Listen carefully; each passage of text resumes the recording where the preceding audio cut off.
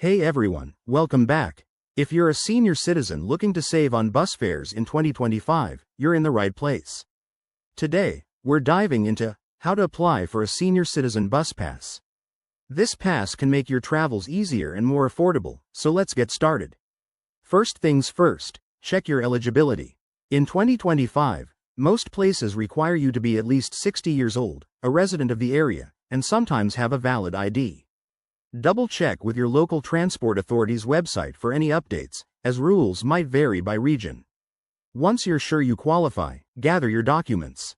You'll typically need proof of age like a birth certificate or Aadhaar card, proof of address, and maybe a recent photo. Pro tip: organize everything in a folder to avoid last-minute scrambles.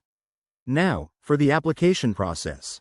In 2025, many areas have gone digital, so head to the official government or transport website. Look for the Senior Citizen Bus Pass section, fill out the online form with your details, upload your documents, and pay any nominal fees online.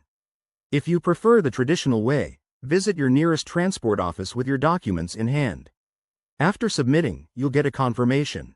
Processing usually takes 7 to 15 days, so keep an eye on your email or the application portal.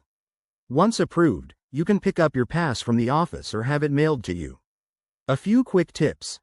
Apply early to beat any rush, ensure all your info is accurate to avoid delays, and if you're tech-savvy, the online method is faster.